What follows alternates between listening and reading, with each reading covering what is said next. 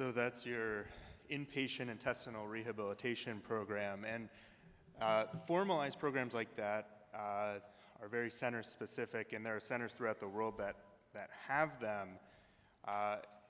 It's hard to justify that to insurance companies having patients in-house for so long. I think you can do that off and on, both in the hospital as well as out. I don't know of any formal programs, at least in the Midwest. I don't know if Mayo or Cleveland has them. Definitely not in Chicago. But that's your gold standard for getting people off of TPN. But since that article has come out and that using the generic growth hormone has been replaced by using the GLP-2 specific hormone, I think we've had a lot more success getting patients off TPN, minimizing the risk factors of getting put on a growth hormone that's more heterogeneous. So with teduglutide, we've been able to get patients off TPN. Granted, it takes a longer period of time, but in a more safer, durable fashion. So question about, I'm going to mispronounce it, teglutide. Teduglutide. What you said. You had mentioned active disease versus inactive. One of the questions from the audience is, will you use it in someone with active disease? Yeah, there was a study actually done at Northwestern before I was here by Alan Buckman that said that you can use teduglutide in active disease and actually get some improvement in inflammation. It was a pilot study, so you have to look at the data from that perspective, but you can use teduglutide in active disease, and it is safe at least for a short period of time. You have to monitor for side effects, mainly obstruction, but it is something that you can consider. Okay. It's very costly, I would think. Would not Well, Yeah. that is one of the other questions. Is teglutide worth it? Depends how you define worth it. So it's an expensive drug. Your teduglutide rep can tell you how much, but it's several $100,000 a year. And if you ask a patient who's on TPN nightly, if I can get you off of TPN for a couple nights a week, say you're only on it 5 nights as opposed to 7, is it worth it for the patient? Absolutely. Is it worth it from a societal cost perspective? I don't know. I don't know if my other panelists have opinions on that. Okay. I was just going to add, I attempted to get teglutide for a patient. It was $270,000 a year. So that's when we talk about active versus inactive disease. Try maybe perhaps some of the cheaper therapies before you jump to that as a combination. Okay. Steve wants to know about veto levels. So why do we see concentration effects with veto when it's a different mechanism and it's based on saturation, right? The dosing of it was based on saturation of receptors. So why do we see this variable response with levels? Is it the chicken or the egg? I think it is the chicken or the egg, and probably Dr. Fagan could answer this much more, but this was based off of a quartile, or Dr. Regueiro for yourself, but this was mostly still of a higher quartile. Still, we're seeing a better response. Exactly why, and the chicken and egg concept behind that, Dr. Miguel, I don't know if you had any. Brian, do you want to? Yeah, I think the most likely explanation is based on the concept that in every clinical trial, precursors or forebears, you see saturation of alpha-4 beta-7 in peripheral blood. Okay. You see saturation in peripheral blood, and yet there's this concentration exposure efficacy relationship. So I think there are two potential explanations.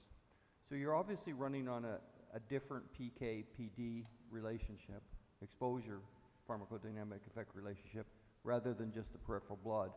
And the most likely explanation is that in Crohn's disease in particular, you've got organized lymphoid follicles sitting in the tissue, and you may have to require more drug to actually get a mechanistic effect in those cells than just saturating the circulating T cells in the blood. Second is that in order for immune cells to function appropriately, and in this case malevolently, they have to get together and stick together in forming an immune synapse. And the way they do that is they stick to fibronectin, which is in the tissue matrix. And there is an interaction between alpha-4 beta-7 and fibronectin, and that may be another mechanism. So unfortunately, it makes the mechanism of Veto more complicated, and those notions all have to be confirmed. So actually, Brian, before we let you off the hook, clinically, practically speaking, or maybe Steve as well, or if you've sent, right now, I think in the United States, Maraca is the only lab that has available levels of vedolizumab, and none of us know what to do with that or how to interpret it. One, would you recommend that we send veto levels now? And two, if so, how do you interpret the levels that we're getting? I think you approach Veto concentrations the same way you do infliximab in the bad old days when we didn't have very good assay. I think you can rely on the assay purveyor's recommendation what the level is, because they will have calibrated by essentially just diluting and creating a standard curve with the drug, and I think they can measure drug just fine.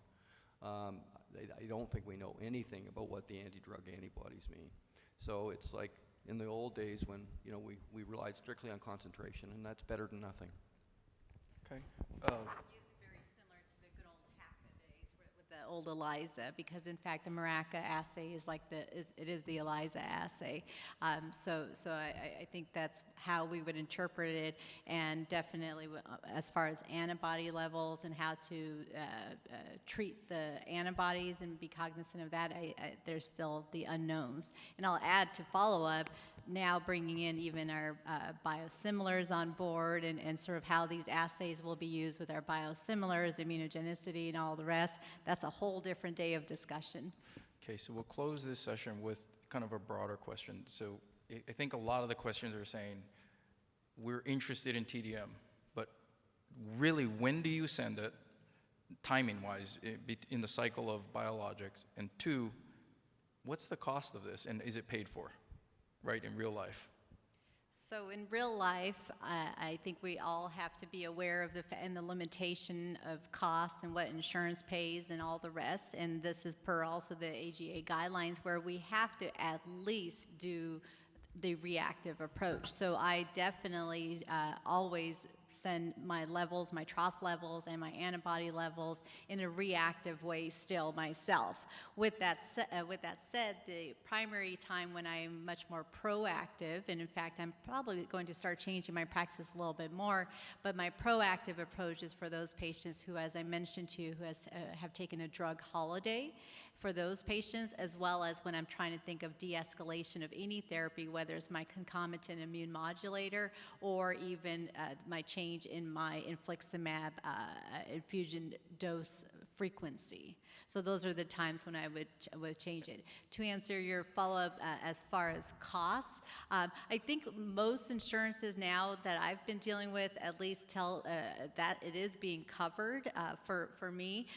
With that said, it's not so much a cost issue, but it's the time of when you actually get the results and by when you actually need to make that decision. So the truth comes that unfortunately that time factor, usually you actually act on part of the empirically anyways, even if you've already sent the levels. With that said, there has been a cost analysis, Vallejos and Stein hold two different studies showing that cost was actually much less costly if you check levels first, $5,000 less per patient. So Miguel, can you comment on, in a medical home, is TDM, either proactive or reactive, going to be beneficial as a society?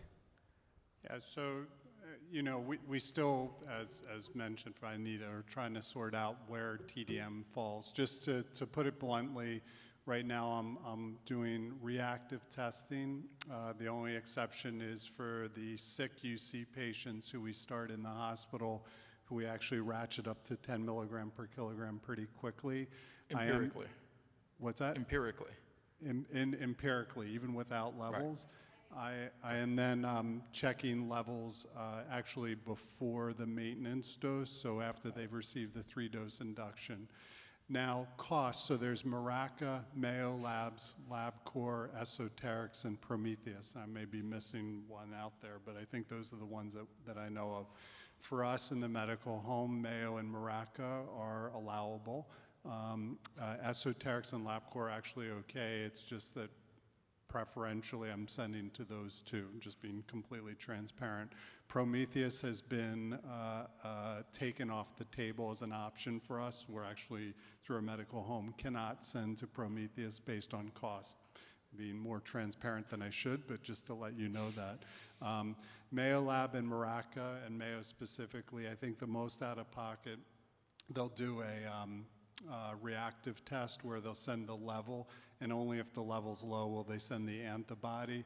I have not had a patient get a bill yet, but the most I'm told that they would get a bill for would be $50 out of pocket. So I do tell the patient that if they do go to the antibody test, it's a potential $250 total cost, but the insurance companies are covering that. Prometheus is the one that we don't send anymore in the medical home, and our payer won't allow that. So in a closed system, though, you are using them, meaning in a fixed cost system? I'm not using them proactively, but reactively, with the caveat being the sick inpatient you see, we are doing proactive testing.